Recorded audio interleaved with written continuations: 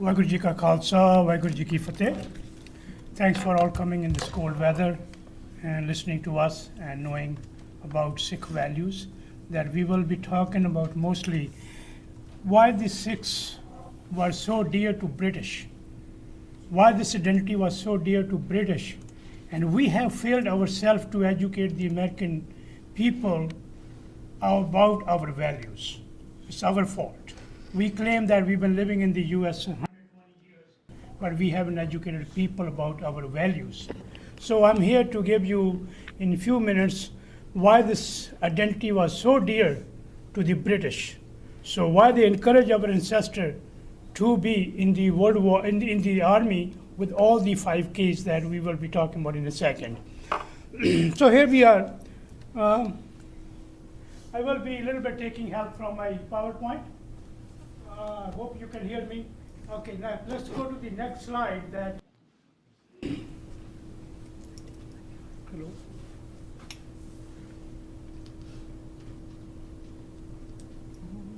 Hello, hello. Hello. There you go. That's one. Thank you. Thank you. So let's go to the next slide. That I want to take advantage of that. I will take back a little bit to educate about this, the map, so you will know a little bit about the history of the Sikhs.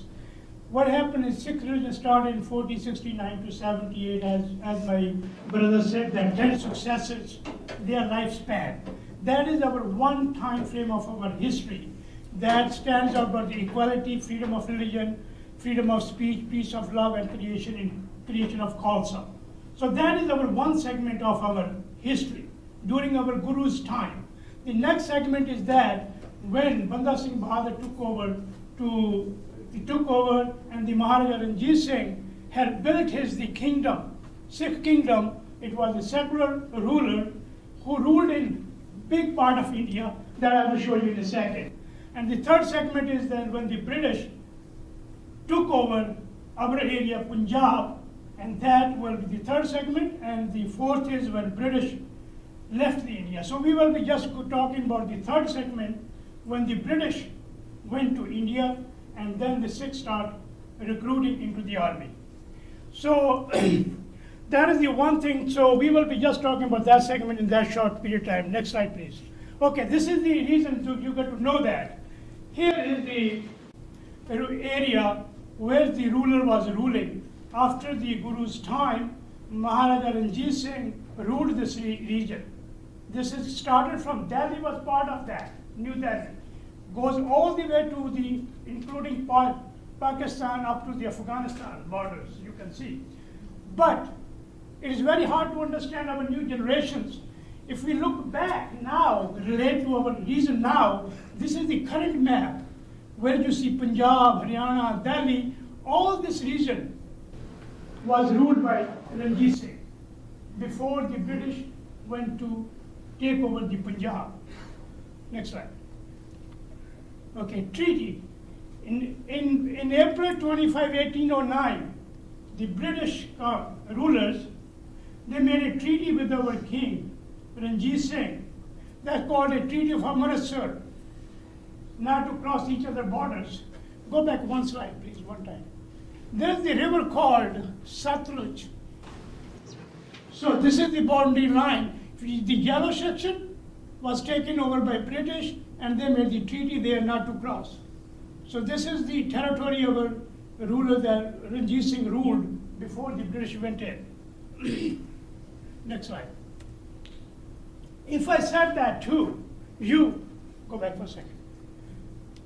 If I said that our ancestors fought in the world wars on bicycles, how many people will believe that? But you just saw the slide. So that was my idea, to show the slide.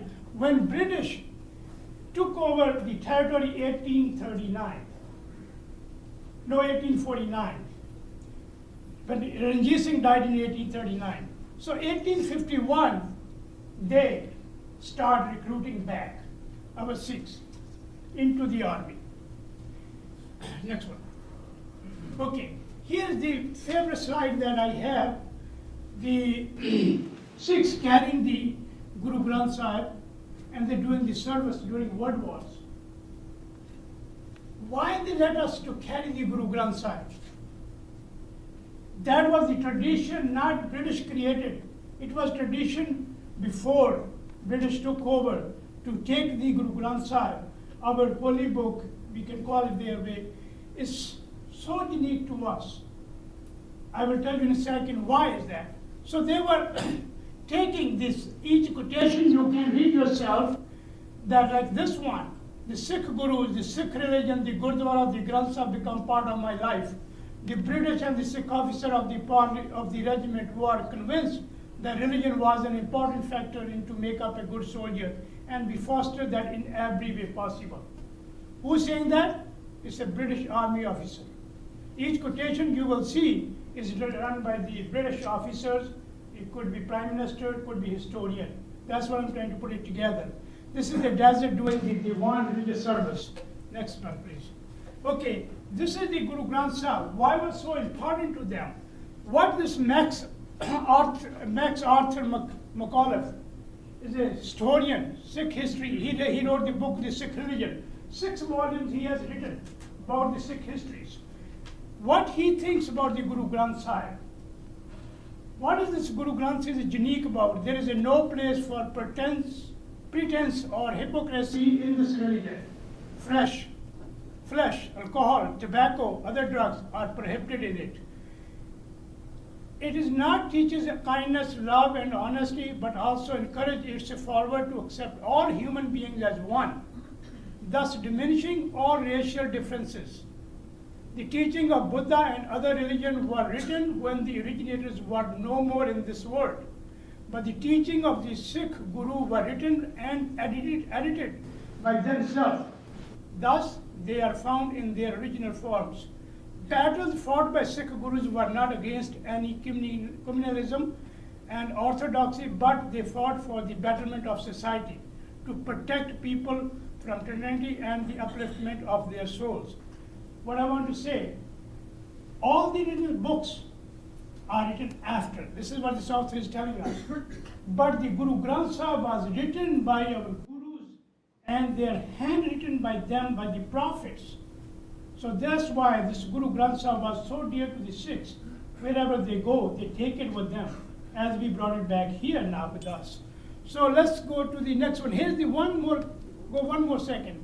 This is Owen clip. He remembers he wrote a book about Sikhism as well, Understanding Sikhism. This is a quotation from him, is that if India's integrations to keep it together, the Sikhs are the only one to keep the India united together.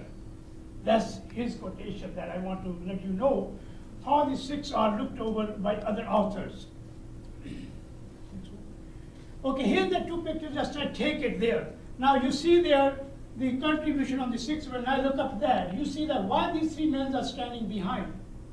Anybody can take a guess? They're not there for just take a picture. This gun is being done by, if this person get killed, they have to jump in. Because this barrel gets so hot during shooting time, it has a water pipe going in and coming out to keep this gun cool. If they died, they stepped right away, right after that. That's how important was this intense war was that. Here's the one woman offering her flowers in France. There's so many quotations, pictures are out there. All I'm trying to build your interest to see, and then you can Google yourself, look into more into that. Next. Here's one quotation that I definitely want to talk about it. This is a Prime Minister Churchill during World War II. World War II, you may read that, but I'll tell you a little bit history on that. When our ancestors, after the World War II, the British opened the door for our ancestors who fought in World War I and World War II to come and live in England. So our community who served in World War I and World War II moved to England. So one of our young ancestors at that time came out on a motorbike, and the police gave him a ticket. because he was not wearing the helmet, he was wearing the dastar. We call it dastar, not the turban. But turban is the English word, but we call it dastar. So he was wearing the turban, so he got the ticket. The case went to the court. All this quotation is about that, fighting for our right to wear the star, not the helmet. When our ancestors fought in World War I and World War II, none of them wear the helmet. Helmets were brought in to save lives. On the other side, British were kind of concerned. If the Sikhs walk out, they could lose the war. It was that important to them, the Sikhs, to keep it in the battlefield. So there's not a single example that one guy wore the helmet and refused to wearing the turban. Not even a single example. So that's what I want to tell. When the history known as the English relationship with the British Sikhs, aware of achievement of the Sikhs, they should persistently support the idea of relaxation to Sikhs to ride a motorbike with their turban. When the case went to the court, one army general walked into the court without taking any time with the judge. He introduced himself, who served in World War I and World War II. He said they drove the tanks, they fly the planes, every dirty work they have needs to be done, they did it with their turban on. They will not wear a helmet. They will wear the turban. And that was practiced since then in England. Next one. Here, when we say that, we should say the pictures maybe, that they may be only in the army. That's the point I want to make it here. They were not just in the army, they were in the Air Force, they were in the Navy. These two gentlemen sitting in the ship, and the ship was named D6. British built a ship.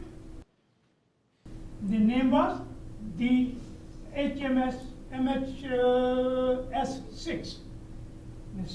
The ship was sunk in 1942, September 14, in Mediterranean Ocean. If we have the money, we would like to dig it out that someday. I don't know if I have the capacity, but we would like to bring that history out.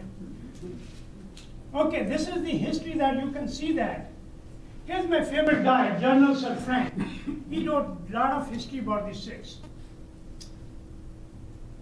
And in my closing remarks, he said that in the last two world wars, 83,005 turban-wearing Sikh soldiers died. He identified that, turban-wearing Sikhs. He did not say the Sikhs, he did not say the Indians. He says the turban-wearing Sikhs, and 109,045 wounded for the freedom of Britain and the world, which means for the freedom we enjoy today, no matter where we live, with no other protection but the turban, the symbol of their faith. So the turban is so dear to us. Officer and men of this 1919, this was a first peace march, happened in London. They were walking through the London Admiralty Arch. What I want to say is that even the British, our ancestors were fighting in World War I and II. In 1919, incident happened in Amritsar. I do not want to forget that, because 1919, when our own people were fighting for the freedom from England, British opened the fire on them. 1,499 people were killed. 1,307 were wounded. During that, the same time, this parade was going on in March. Our people, our Baisakhi was done in March, and this was happening in June after 3 months. Our ancestors did not walk away, but whatever the British did, next slide please. Whatever the British did, we don't want to forget that either.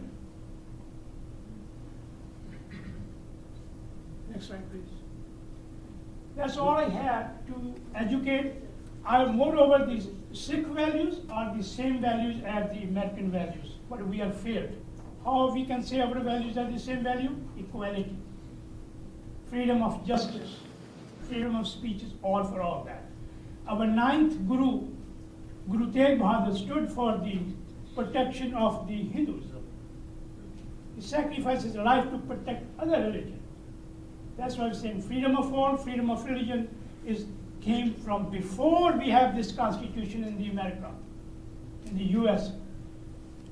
A French author, talk about that just for a second. No matter, I may not agree what you say, but I will fight for your fight till death for your right to say.